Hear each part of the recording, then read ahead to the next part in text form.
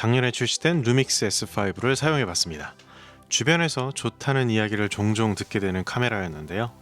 이번에 파나소닉 루믹스 앰버서더로 6개월간 활동하게 됐는데 그 기회를 통해 마침내 이 카메라를 직접 만나게 됐습니다.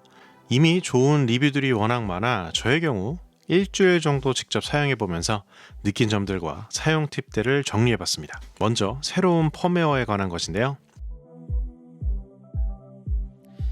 촬영을 한참 하다가 제가 오늘 사용했던 그 셋업을 한번 소개를 해드리려고 카메라를 잠깐 켰습니다. 파나소닉 S5 20mm부터 60mm ND 필터, 가변 ND 필터를 꼽아 놓은 상태입니다.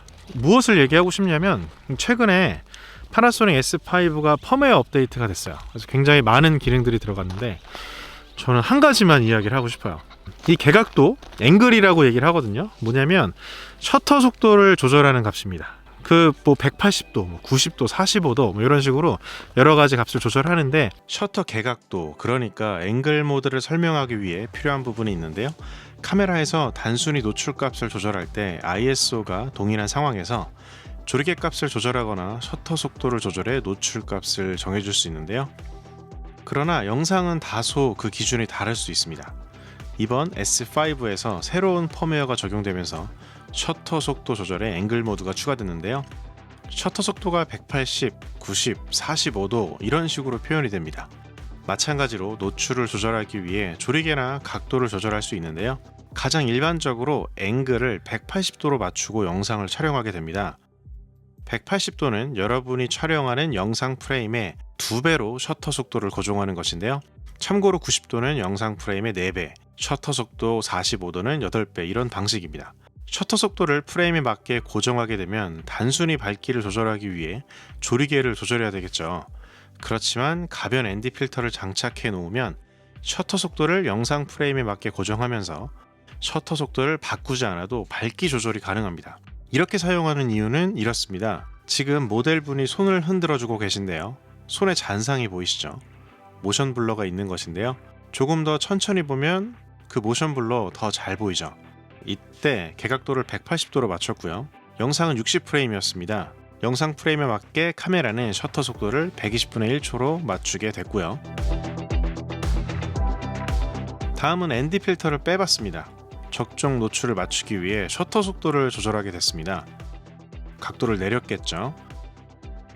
그리고 모델분의 손을 보면 모션 블러가 거의 없습니다. 비교해서 보면 그 차이가 분명하죠. 오른쪽은 개각도 180도 고정, 왼쪽은 노출 조절을 위해 셔터 속도를 빠르게 했을 때입니다. 아무래도 좀 더 자연스러운 움직임은 오른쪽이 되겠죠. 물론 목적에 따라 모션 블러 없는 영상을 촬영하는 경우도 있습니다.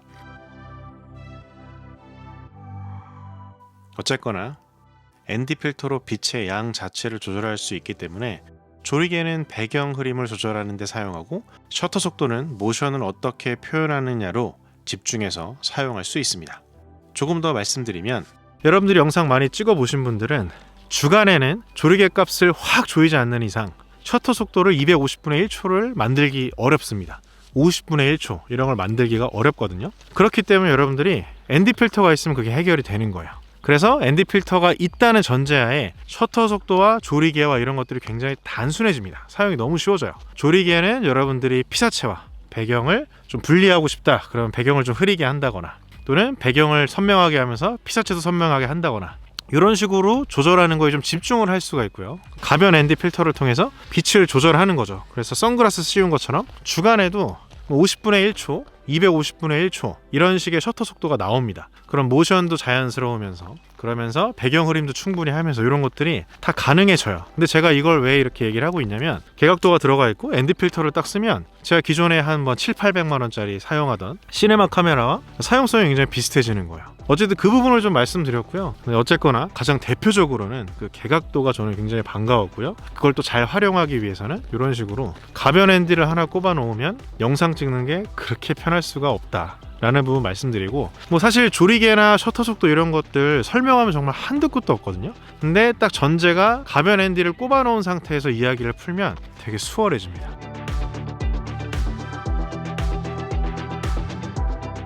자, 다른 브랜드들도 좀 봤으면 좋겠어요. 저는 이 파나소닉의 이 번들 렌즈 화각이 너무 좋아. 물론 완벽 화각은 아닌데 뭔가 딱 짐벌에 올리고 어떤 피사체를 촬영한다거나 어떤 상황을 찍을 때 뭔가 한 번이라도 렌즈 교환을 줄이게 하는 그런 화각이거든요. 20mm면 꽤나 광각에 속하죠. 들고 찍어도 배경이랑 여러분들 자신을 충분히 찍을 정도의 그런 화각이 되고, 60mm가 뭐 그렇다고 엄청 많이 타이트하게 대상을 찍을 수 있는 그런 망원은 아니지만 표준을 좀 넘어서는 그런 또 화각이잖아요. 그게 이 번들 렌즈 안에 다 포함을 하고 있다라는 게 특히나 이 카메라를 짐벌 위에 올렸을 때 굉장히 사용이 수월해집니다. F값이 좀 높아서 배경 어림이 충분히 될까 이런 생각을 했는데, 사진에서는 좀 아쉬울 수 있겠어요. 아니면 배경이 좀 많이 멀거나 이런 배경 흐름이 나쁘지 않은데, 영상에서는 뭐 한 4나 5.6? 뭐 이 정도는 실제로 되게 많이 쓰이는 조리개 값이잖아요. 너무 심하게 뿌옇지도 않고, 그렇지만 피사체와 배경이 어느 정도 분리되게 또 촬영을 할 수 있으니까 아까 말씀드렸던 것처럼 개각도로 셔터 속도를 조절하면서 또 ND 필터 활용하면서 찍었더니 굉장히 좀 수월하게 저는 좀 촬영을 할 수가 있었습니다. 그리고 이제 4K 60 같은 경우는 좀 호불호가 갈릴 수 있을 것 같아요. 좋게 생각하면 두 가지 화각을 쓸 수 있다는 거예요. 렌즈 하나로. 그러니까 대충 한 1.5배 크롭 되니까 이 렌즈가 20에서 60이 한 30에서 90mm 정도 되는 거잖아요. 그렇게 하면은 조금 더 타이트하게 당기면서 고속 촬영을 할 수 있는 거야. 60프레임으로 촬영을 하면. 근데 단점은 20mm의 그 광각을 포기해야 된다는 거. 그런 좀 단점도 있긴 있었어요. 뭐 그런 부분은 있다. 그렇지만 어쨌거나 이 정도 가격대에서 4K 60프레임도 들어있는 카메라는 흔치 않은 건 사실. 굉장히 많은 부분에 있어서 뭐 경쟁 기종에 비해서 많은 후한 기능들이 들어있습니다. 그러나 단점도 있죠. AF에 관한 것. S5를 사용할 때 가장 걱정했던 부분은 AF였습니다. 저의 경우 움직임이 있는 대상을 촬영하는 경우가 많았기 때문인데요. 인물 트래킹 모드로 놓고 테스트를 진행해 봤습니다. 인물이 프레임 밖으로 나갔다가 들어오게도 해봤고요. 일단 주간에서는 스트레스 없이 사용할 수 있었습니다. 빠릿하게 잘 잡아줬어요. 단 야간에서는 아쉬움이 있었는데요. ISO 4000으로 촬영한 영상입니다. 낮과는 다르게 AF를 헤매는 경우들이 종종 보였습니다. 물론 한번 잡으면 움직임이 있어도 잘 따라가 줬어요. 정확도는 낮에 비해서는 부족한 것이 보였습니다. 야간 촬영이 많은 분들에게는 분명히 고민이 될 수 있겠습니다. 그럼에도 불구하고 가격대 풍부한 기능들 때문에 부족한 AF 성능을 감수하고도 사용하시는 분들을 주변에 종종 보게 됩니다. 고속 촬영의 경우는 어떤지 궁금했어요. 지금 S5에 24105 렌즈를 장착해 놓은 상태예요. 여기서 SNQ 120프레임으로 촬영을 해보도록 하겠습니다. 그 샘플 공유해 보도록 할게요.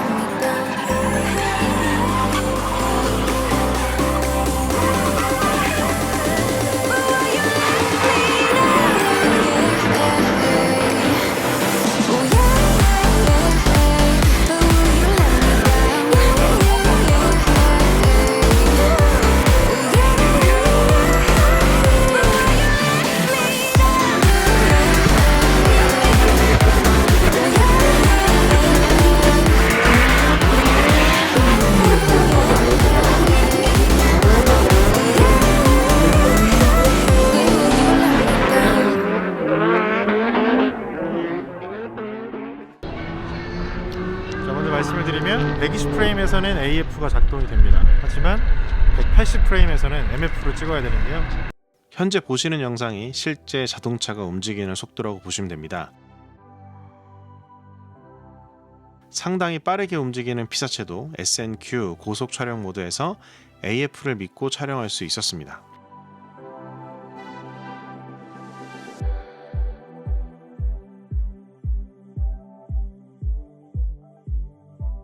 지금 해가 완전히 진 상태이고요.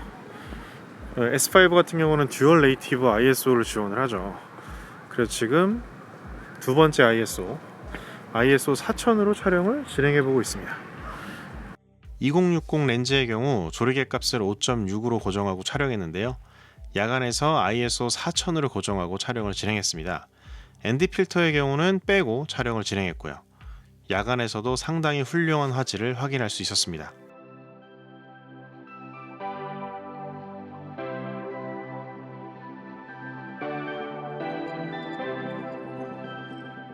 쉽게 컬러를 잡는 방법도 정리해봤습니다. S5는 로그 촬영을 지원하는데요. 컬러를 잡아야 한다는 부담감 때문에 초보분들은 사용에 부담이 있을 수 있는데요. 그 부담감을 상당히 줄여줄 수 있는 팁이 있습니다. 각 카메라 제조사는 로그 파일에 맞는 럿 파일을 제공하고 있어요. 제조사가 직접 만들었기 때문에 더 정확하다고 볼 수 있는데요. 럿 파일은 더보기란에 링크로 달아놓겠습니다. 파나소닉의 공식 럿을 적용하기 위해 조정 레이어를 올리고 컬러에서 커스텀 럿을 사용합니다.